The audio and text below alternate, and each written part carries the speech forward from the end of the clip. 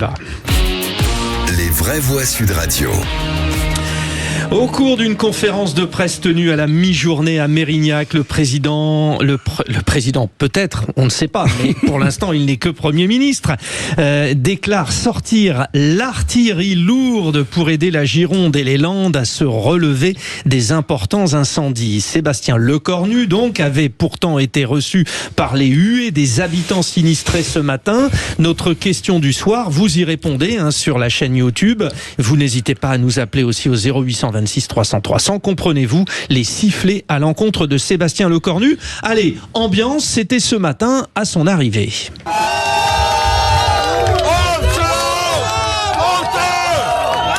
Moi je suis un membre du village et j'ai le droit de passer chez moi et personne ne m'en empêchera, je vous le dis de suite. Alors mettez-moi les menottes tout de suite. Non, c'est pas grave. On a le droit d'approcher le ministre.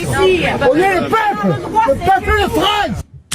Voilà, avec ce monsieur évidemment qui s'est fait entendre. Alors au-delà de cela, c'est vrai qu'il y a cette faconde de gens comme ça touchés, mais surtout, et je crois que le Premier ministre l'a compris, on y reviendra dans cette émission, il y a la tristesse de ces gens et avoir connu le pire comme ils ont connu, effectivement, explique tout. Avant de recevoir notre invité, puisque dans un instant, nous allons parler avec un des habitants du Porge. Le Porge, c'est cette municipalité qui s'est sentie très exclue, qui s'est sentie minimisée dans l'importance qu'on portait justement à la reconstruction. Et on va faire le point dans un instant avec l'un de ces habitants qui était présent ce matin. Un mot quand même avant vous, les vraies voix, Bruno Pomar.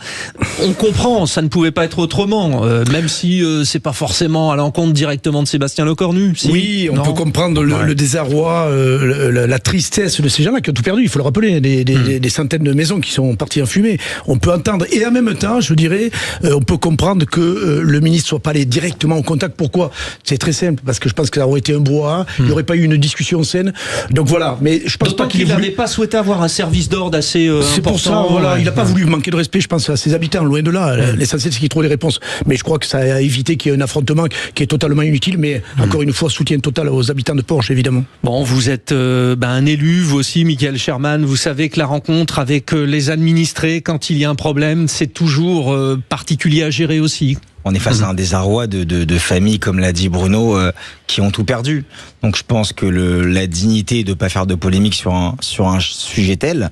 Puis après, il y a un autre débat. Je pense que le Premier ministre Sébastien Lecornu est préparé à l'ingratitude.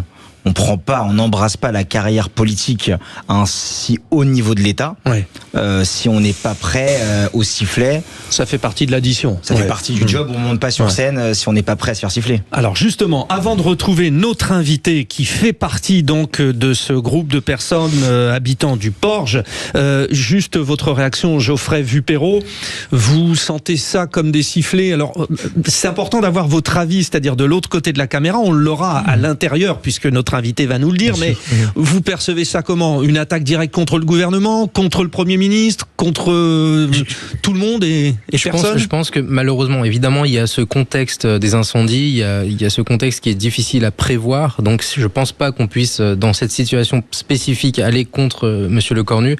Par contre, je pense qu'il y a un cumul de ras-le-bol qui fait que les gens sont plus enclins à prendre la parole de façon un peu plus agressive, et il faudrait qu'on commence à réfléchir à répondre à ce ras-le-bol général en fait. Et n'importe quelle étincelle, c'est le cas de le dire, pourrait déclencher des révoltes. Allez, dans le vif du sujet avec Marc Dalla Samba, producteur et manager d'artistes et qui était présent au Porge ce matin pour la visite de Sébastien Lecornu. Bonsoir Marc. Bonsoir. C'est très gentil de nous accorder un peu de votre temps. C'était une journée particulière. Bon, vous avez entendu, Marc, j'ai voulu déjà faire parler nos trois vraies voix pour dire comment on avait ressenti les choses. Alors vous, de l'intérieur, c'était quoi? C'était direct contre le Premier ministre, direct contre le gouvernement? Non, ça n'a pas été direct contre le Premier ministre. Déjà, on n'a pas compris pourquoi il est venu hier en cachette. Il était sur la commune déjà en cachette. On n'était pas au courant. On a appris ça par les réseaux, par des journalistes. Aujourd'hui, on attendait qu'il vienne voir le peuple, la population. Il n'est pas venu. Et pareil, on a été bloqué par les gendarmes. On ne pouvait pas accéder à son niveau à lui. Ouais, c'est pour ça qu'on entend le monsieur d'ailleurs qui dit mettez-moi les menottes, j'ai le droit, je suis un citoyen. Ça explique bien, c'est important ce que vous dites, ouais. Exactement. Et du coup, ils avaient bloqué les rues, ils sont venus en cachette, ils sont repartis en cachette.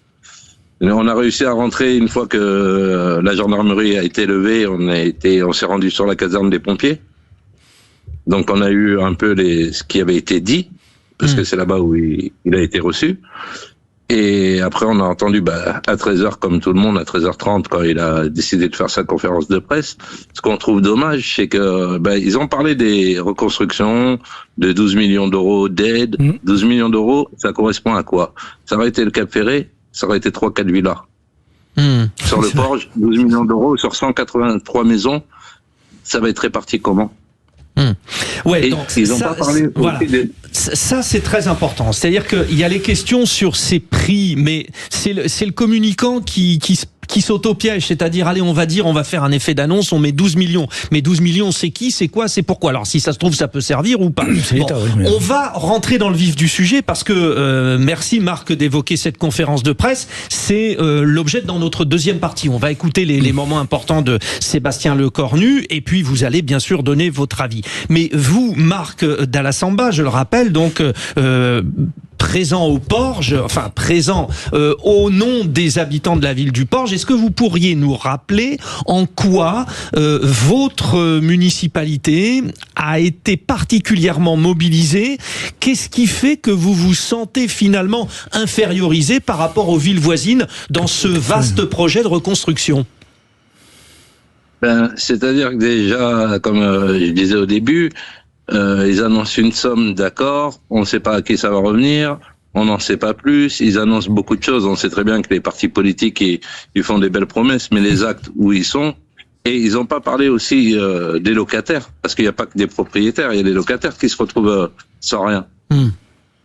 Et du coup, les assurances pour les locataires, c'est 20 jours d'assistance maximum, et après, il n'y a plus rien. Ouais. Donc de voir une vie toute perdue, d'avoir tout perdu d'un coup, qu'est-ce qu'on fait après? Oui, parce qu'il y a le propriétaire qui perd sa maison, mais il y a le locataire qui voit sa maison brûler avec dedans tous les souvenirs de la famille. Oui, c'est très important. Donc tout ça, c'est autant de questions. Vous avez peut-être les vraies voix des questions pour Marc, Bruno Pomar. Oui, Marc, mais je pense que évidemment tout le monde est mobilisé. On a entendu la conférence de presse du Premier ministre qui a dit d'abord que les premiers à rembourser, c'est quand même les assureurs. Les assureurs, ils nous prennent quand même un paquet de pognon tout au long de l'année. Ça va faire l'objet d'un... Donc il va falloir on a récupéré justement une déclaration là-dessus, parce que c'est important. Qu'ils casquent sérieusement. Les 12 millions d'euros, c'est l'État, c'est nous, c'est nos impôts, et tant mieux que ça puisse aider nos compatriotes de ce secteur-là. Et puis il va y avoir tout ce qui est collectivité locale. Je pense à la région. Glaise, le président du département de Gironde, a dit effectivement qu'il viendrait en aide. Donc tout ce petit monde va délier leur bourse et puis aider au financement. La première des préoccupations actuellement, c'est de reloger toutes ces personnes. C'est ça le vrai problème. Alors, le plus gros problème, c'est celui-là. Est-ce que tout le monde a été relogé autour de vous, Marc? Comment ça se passe? La plupart, c'est relogé dans des appartements temporaires Airbnb à des prix extra-orbitants. C'est-à-dire que les gens relogés payent un loyer qui est très cher, c'est ça? Ouais, très cher. Ou sinon, la solution, c'est le camping dans un mobil-home. Oui. Au milieu des pins. Oh là là, ouais. Le secteur était... mais les assurances quand même jouent le jeu là sur le fait de retrouver des appartements, etc. aux personnes. Je pense qu'une partie est prise en charge par les assurances. Sur ces loyers. Sauf si je mets pour les propriétaires. Pour les propriétaires. Pour les propriétaires, pas pour les locataires. Oui, oui, pour les propriétaires, oui, d'accord. Ah ouais, d'accord. Il y aura sûrement quand même des aides. Enfin, moi, je le pense réellement. Compte tenu du contexte, et ce qu'a annoncé encore une fois le Cornu, je pense qu'il y a même qu'il y aura une mobilisation sur ce sujet. Mais ce que dit Marc, et là, je comprends bien la nuance que vous apportiez, Marc Dalla-Samba, c'est-à-dire que effectivement, c'est peut-être plus facile au niveau des assurances quand on est propriétaire et sur ce genre de choses. Juste sur la question de votre municipalité, le Porge, j'ai entendu dans la presse, alors vous allez nous le confirmer, que par exemple vous étiez senti infériorisé par rapport au Cap Ferret, l'Èche Cap Ferret. Il y a eu un traitement, on va dire, différent selon les communes, Marc? Bien sûr, surtout que la presqu'île du Cap Ferret, c'est quand même un bel endroit, c'est des maisons de personnalité, de stars. Évidemment. Comme je vous disais, 12 millions d'euros, ça aurait fait quoi? 3-4 maisons sur le Cap Ferret. Donc, vaut mieux préserver la presqu'île du Cap Ferret Parce que là, à ce niveau-là, les assurances, comment ils auraient fait? Ah ouais. Sachant que c'est des terrains à 1 million d'euros, des maisons à 3-4 millions. Oui, certains ont dit d'ailleurs, il y a eu des déclarations en disant que parce que c'est un endroit où il y a tous les people, toutes les personnalités, les gens qui ont beaucoup d'argent. Vous avez donc médiatique. Pardon, Mickaël, Quand il y a oui. une lumière médiatique, le témoignage de Marc, il est primordial. Ouais. Parce qu'on réhumanise. Derrière ces drames, il y a des familles qui sont à la rue, qu'il accepte de se mettre en lumière. C'est courageux de sa part, hein, puisque il a pas de titre et c'est pas un politique. Et de aussi abaisser sa dignité et de montrer ce côté dans cette situation délicate. Bravo Marc. Et il faut que vous sensibilisiez. Merci. Et c'est important que dans la presse vous fassiez écho, parce que vous n'existerez auprès des politiques que si vous faites du bruit sur les réseaux sociaux et dans les médias. Mais vous, Marc, vous avez donc avec les autres habitants du Porge notamment constitué une association, quelque chose de structuré? Alors, moi déjà, j'ai monté une association pour les sinistrés. C'est pour organiser des concerts solidaires. Oui, puisqu'on le rappelle, vous êtes producteur et manager d'artistes, hein? Voilà. Donc vous êtes partenaire aussi, Sud Radio, faut le rappeler. Avec grand plaisir, Voilà. bah oui. Ça n'a rien à voir avec le concert de ce que veut faire Obispo avec comment il s'appelle Non, rien Rien à voir. à voir. D'accord. Justement, nous on fait venir Philippe Etchebest avec son groupe Chef and the Gang, D'accord. qui a accepté de venir jouer gratuitement justement pour les sinistrés, C'est beau. et dont les dons seront versés pour le Secours Populaire. Parce que c'est eux qui restent jusqu'au 30 septembre, et sinon il n'y a plus personne d'autre sur la commune. D'ailleurs, Marc, il faut. D'ailleurs, je vais tirer mon chapeau parce que c'est mon copain, mais Cyril Hanouna finance la production à hauteur de 300 000 euros un concert avec Obispo, etc. C'est lui qui le finance. Faut le savoir. Mais On bon, les ça, sinistrés, hein. mais ce que c'est dit bien. Marc, là, c'est sur le Oui, Cap d'accord, Ferret, j'entends bien. etc. Il le fait pour les sinistrés, pas pour le Cap Ferret. Oui, d'accord, oui, bien sûr. D'accord. Oui. Mais c'est très bien d'organiser un concert et de financer 300 000 euros. Mais déjà, ils font payer l'entrée. Ils font payer l'entrée de 35 à 70 euros. Ils font payer les t-shirts. Et pourquoi ils n'ont pas fait, ces personnes-là, pourquoi ils n'ont pas fait des chèques pour aider les sinistrés? Bon, écoutez, ça part de mon sentiment, Marc, franchement. Après, c'est Ça peut-être part d'un bon sentiment. Nous, on le fait ça à notre échelle parce que justement, tout est gratuit. Il n'y a personne qui prend de rémunération et les dons seront versés au Secours Populaire. C'est eux qui vont les récolter eux-mêmes sur place. Toutes les initiatives. C'est très important. Bien sûr, Très important. Merci beaucoup, Marc Dallassamba, donc producteur et manager d'artistes et habitant du Porge. Donc, le concert, il est quand, Marc? Le dimanche 30 août, Dimanche 30 août. Il est où? sur le Porge, normalement. C'était prévu à Arès, mais vu que la municipalité d'Arès nous met des bâtons dans les roues, eh ben, on est en train de voir avec monsieur le maire du Porge pour le faire sur le Porge, parce que c'est la commune qui a été le plus touchée. Bon, eh bien, tous les courage. messages sont passés. Merci, bon courage, Marc Dallassamba, et puis bon courage à tous les habitants sinistrés. Justement, on débat avec nos vraies voix et vous, les auditeurs de Sud Radio, sur ces décisions prises par Sébastien Lecornu. 17h-20h, les vraies voix Sud Radio. Sébastien Lecornu prend le dossier en main, celui de la reconstruction de la Gironde après les feux de forêt. Depuis Mérignac, le Premier ministre a fait plusieurs annonces au cours d'une conférence de presse. Plus tôt dans la journée, il avait été sifflé par des habitants sinistrés, dont on vient d'entendre l'un des représentants, essentiellement donc de la commune du Porge. La question du soir sur la chaîne YouTube, prononcez-vous, donnez-nous votre avis. Hashtag incendie, comprenez-vous les sifflets à l'encontre de Sébastien Lecornu. Nos trois vraies voix ce soir, Mickaël Sherman, Geoffrey Vupero et Bruno Pomar. Je vous explique juste parce qu'on vous doit la vérité, chers auditeurs. Je dis juste avant de prendre l'antenne, surtout messieurs, si vous toussez, s'il y a un petit truc, ne vous mettez pas devant le micro, bon, parce que évidemment vous entendez tout. Et là, le que vous entendez, c'est justement Bruno qui a bien entendu ce que j'ai dit, qui venait juste de se prendre un petit chewing-gum avant l'antenne. Voilà. Bon, la question du soir. Comprenez-vous les sifflets à l'encontre de Sébastien Lecornu? Je vous propose d'écouter justement la réaction de Sébastien Lecornu à ces sifflets. Évidemment, on l'a expliqué tout à l'heure, il fallait s'y attendre, même si on sent bien que ce n'était pas directement à l'intention du Premier ministre. Alors, déjà, sa réaction, le Premier ministre. Les gens qui ont perdu leur maison. Je trouve que pour tout un tas de raisons, j'étais proche qui, dans d'autres incendies, ont pu connaître ça. C'est quelque chose d'épouvantable. Même quand il n'y a pas de victime humaine, la blessure et donc la colère que ça peut évidemment susciter est énorme. Moi, je le comprends très très bien. Un peu plus d'empathie que moi sur cette affaire-là. Mais justement, plutôt que des grandes phrases, plutôt que de faire des tweets, plutôt que de se montrer en photo et plutôt que de se mettre en scène, je préfère mettre du concret. Et c'est vrai, c'est ma culture d'élu. Je fais confiance au maire, au conseil municipal.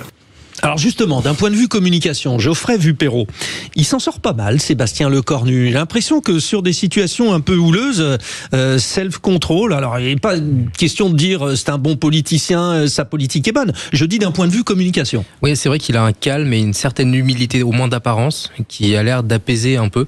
Cependant, ce que je disais tout à l'heure, c'est toujours ça, c'est qu'on est dans une société qui semble un peu malade dans son ensemble et comme un humain qui est en mauvaise santé, un rhume peut être assez grave. Et là, il semble que l'incendie ait des effets bien plus graves qu'il n'aurait pu l'avoir dans une société en bonne santé et optimiste. Oui, en fait, il y a l'accumulation. Et il est reproché à notre gouvernement et à nos derniers gouvernements un ensemble de choses. Sur l'aspect communication, Michael Sherman, pour Sébastien Lecornu. C'est une communication de façade. Après, c'est vrai que par rapport peut-être à d'autres... C'est ça, c'est la façade, la communication. Par rapport à d'autres premiers ministres, Elisabeth Borne ou des prédécesseurs, c'est vrai qu'il y a un côté humain, plus proche du peuple, avec cette humilité que vous releviez, qui voilà. Après, on va pas non plus donner une médaille. On est face à des sinistrés. Non, c'est pas ça. Mais c'est intéressant de voir parce que il faut gérer quoi. C'est comme. Mais le problème de la communication, ça fait pas tout. C'est bien d'avoir une belle communication et que notre premier ministre a eu un bon média training ou lui-même a des qualités et sait le faire. Oui. Mais là, on a quand même 152 sinistrés de maisons qui ont été. Mais dans la communication, et vous parlez à juste titre du média training, ça c'est pour la forme de la communication, mais il y a aussi le fond de la communication. C'est-à-dire qu'il y a des choix des mots et des prises de conscience. Oui, après, il ne faut pas non plus en faire une légion d'honneur. Et pour moi, il faut aussi... Personne ne le fait. Au-delà de cette façade, qui est bien, qui est humaine, mais on ne va pas non plus remercier un premier ministre qui est juste humain avec des sinistrés. C'est du bon sens. Ouais. C'est bien d'être humain avec des gens qui ont souffert et qui sont encore en train de souffrir. Ouais. Et je pense que maintenant, les Français... parce que je dis ça, c'est s'il avait été mauvais, on lui aurait tiré dessus et c'était un peu normal. Il a cette facilité, je pense, Lecornu. D'abord parce que c'est un élu de terrain, il faut le rappeler. Hein. Attention, c'est un vrai élu de terrain. Vernon, je crois. Il y a certains qui sont arrivés à des postes comme ça qui n'ont jamais été sur le terrain. Lui, il a été élu sur Vernon, exact. Mais il y a une forme de pudeur, je pense, dans ce qu'il a fait. Sa conférence de presse, c'est pas anodine. Moi, je l'ai écouté avec beaucoup d'attention. Il a essayé d'être très pragmatique. Il n'a pas fait des phrases à rallonge en blablabla, comme ils ont l'habitude de faire souvent. Exactement. Il a été concret. Alors même s'il annonce 12 millions d'euros, c'est facile à dire. 152 maisons, il l'a dit tout à l'heure, c'est rien. J'entends bien, mais je veux dire, c'est dans le principe d'annoncer quand même qu'il y a tout un tas... Les entreprises. Les dégâts collatéraux pour les entreprises, pour les commerçants, ça on n'y pense pas non plus. Donc je pense que le travail qu'il a fait est à mon sens bon en matière de communication. Je parle bien. Messieurs, au-delà des 12 millions d'euros, on va dire que l'effet de langage est celui du terme d'artillerie lourde. Oui. Écoutez son propos. Clairement, on assume de sortir l'artillerie lourde, parce que c'est cette artillerie lourde qui crée la rupture et qui permet à tout le monde de se projeter localement. Bon, la première des choses, évidemment, c'est la question du relogement. Beaucoup de relogements d'urgence. On va augmenter les fonds d'accompagnement des collectivités locales pour ces relogements d'urgence. Un jour viendra l'hiver. Il faut donc trouver désormais des solutions de temps moyen et de temps long. Et donc ça, c'est évidemment un enjeu qui est clé. Je citais la rentrée scolaire. Bon, alors, vous l'avez parlé, enveloppe de 12 millions d'euros pour la Gironde et les Landes, permis de construire en moins d'un mois, enfin, maximum un mois pour reconstruire, on est bien d'accord. Aide fiscale pour les entreprises, exonération de cotisations, facilités administratives, pression sur les assureurs qui ne jouent pas le jeu. C'était intéressant, le contenu. Alors là, on sort de la communication, hein, j'ai bien entendu, il y a les plutôt pour, les plutôt contre, mais là, maintenant, sur le concret, Geoffrey. Effectivement, c'est des mesures qui semblent concrètes, comme je disais, qui apparaîtraient... Finalement, la position qu'il a aujourd'hui semblerait, dans un pays en bonne situation mentale générale, il apparaîtrait presque comme un héros, en fait, parce qu'il arrive avec des positions, enfin des solutions pratiques. Est-ce que ce sera réalisé sur le terrain ou pas? Je sais pas, mais je suis convaincu que dans une situation différente de la nôtre actuelle, il serait considéré autrement. Michael Sherman. Pardon. Artillerie lourde... Je veux dire, 12 millions, combien? 12 millions d'euros? Oui. 12 millions d'euros divisé par 152 maisons. Vous êtes à moins de 80 000 euros par maison. Oui, mais c'est pas ça. C'est-à-dire que c'est un budget qui permet d'aider. Alors après, il y a les assurances. C'est toujours difficile. Les mots ont du sens. Oui, mais Michael, il n'y a pas que... N'attendons pas que l'État, encore une fois. Là. Je sais bien que nos compatriotes ont besoin qu'on les aide. N'attendons pas que l'État. Là, c'est l'argent des Français. Oui, mais c'est pas l'État, c'est l'argent des Français. Non, mais 12 millions d'euros, c'est une chose. Et après, il y a les assurances, etc. Moi, ce qui m'a intéressé dans sa communication, puisqu'on en parle, c'est qu'il a parlé d'allègement administratif. Vous savez, comme Notre-Dame. On avait mis un grand général qui est malheureusement décédé, Georges Lain, qui a fait un travail considérable pour la Notre-Dame. Oui. Lui, il veut faire la même chose, c'est-à-dire faire du pragmatisme, c'est-à-dire pas foutre les strates administratives qu'on a l'habitude de voir, où les gens vont attendre 10 ans pour être remboursés, etc. Et donc, ce qui est intéressant, c'est les mots sont bien pesés. C'est qu'il veut aller vite pour aider les gens, et c'est pour ça qu'il parlait de... Qu'est-ce que vous avez dit, le terme, là? Artillerie.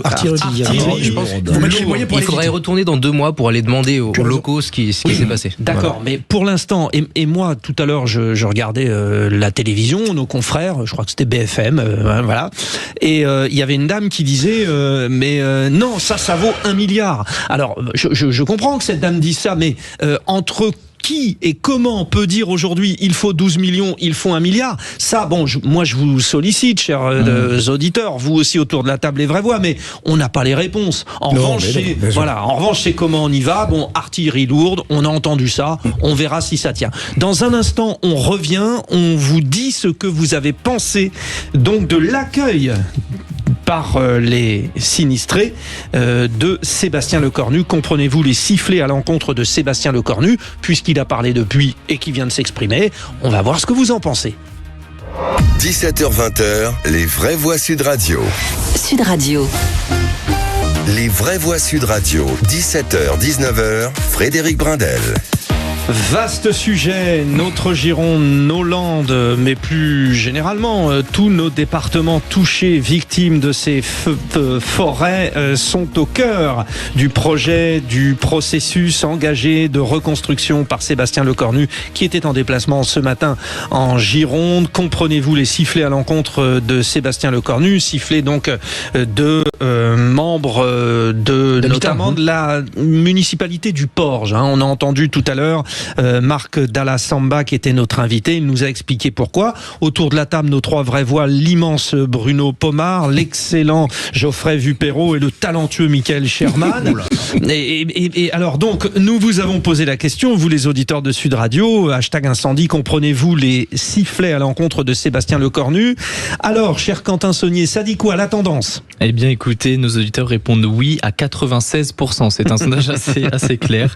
Vous nous laissez aussi beaucoup de commentaires. On a Jacques qui nous dit bien sûr que oui, comment pourrait-il en être autrement? La gestion des risques est catastrophique, le manque de moyens et la compétence sont criants.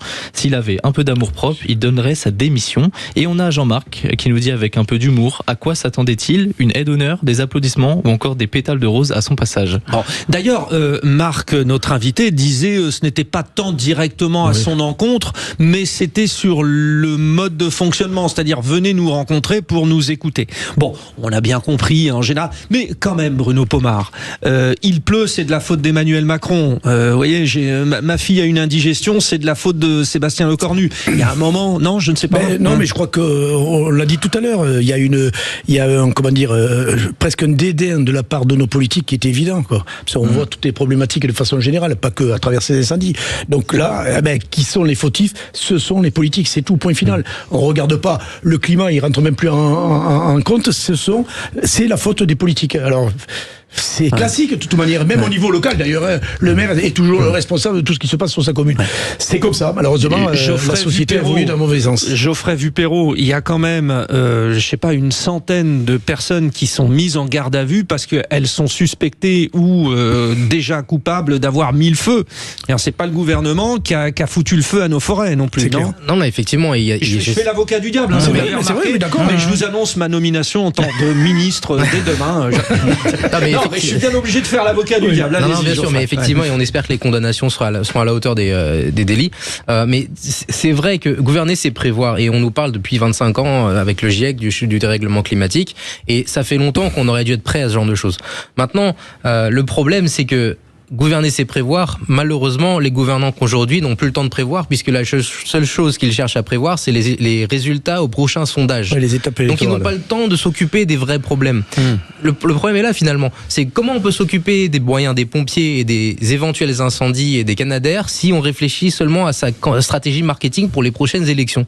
C'est vrai que c'est la machine politique qui est en train de finalement de dérailler. Est-ce qu'il ne faut pas des mandats un petit peu plus longs, Michael Sherman, parce que l'argument de Geoffrey Vupero, une nouvelle fois, il est excellent, mais il nous tuera tous tout au long de cet été, Geoffrey Vupero, parce qu'il sent les choses. Mais